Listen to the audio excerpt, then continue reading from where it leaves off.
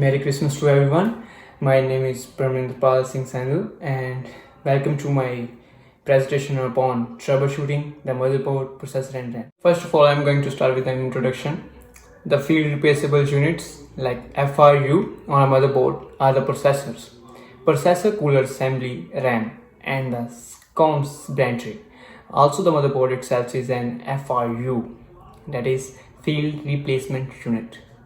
As you troubleshoot the motherboard and discover that some component is not working, such as the network port, you might be able to disable that component like BIOS, UEFI setup and install a card to take its place. If you really want to secure your computer, PC or system, first of all, you have to be very familiar with the symptoms that indicates a motherboard, processor or memory module is failing. Likewise, if the system being to boot when it's then power downs, an error message is displayed during the boots. Investigate the messages. System reports less memory than you know is installed. System becomes unstable, hangs or freezes at odd times.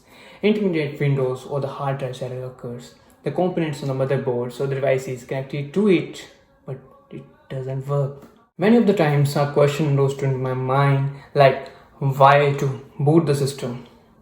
Some of the problems occur from the source of the systems. Likewise, the problem might be a virus. If you can boot the system, run a current version of antivirus software to check for viruses.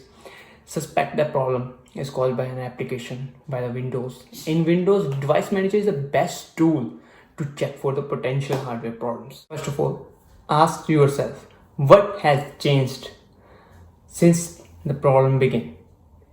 If the problem began immediately after installing a new device or application, then immediately uninstall it. Moreover, a system that doesn't have enough RAM can sometimes appear to be unstable.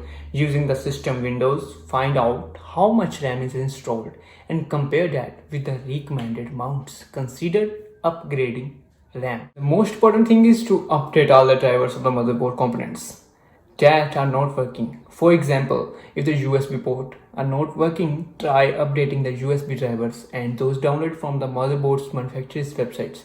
This process can also update the chipset drivers. Most probably, your PCs may have a problem of overheating. Electricity by its nature heat things up, and heat by its nature can damage electrical circuits.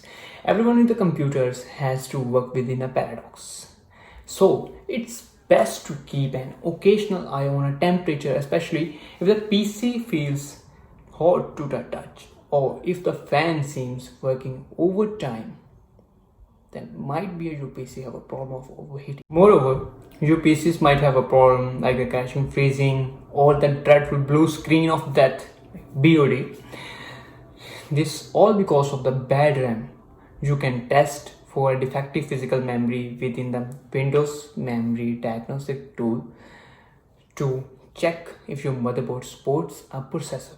If you want to boot from the Windows DVD, then you have to follow the various steps like insert the DVD with Windows running and then reboot. Watch on screen, text carefully during the boot time and press the correct key when you see the select boot device. Change boot order or another similar instructions. The key will likely be escape, F10 or F12.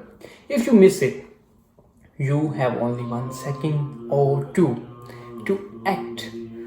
Reboot the machine and try again. Don't worry about mashing on a key. If you have any memory issue, you can troubleshoot it by using a memory module that is recommended for your processor. Check memory specifications like the product specification page ARK.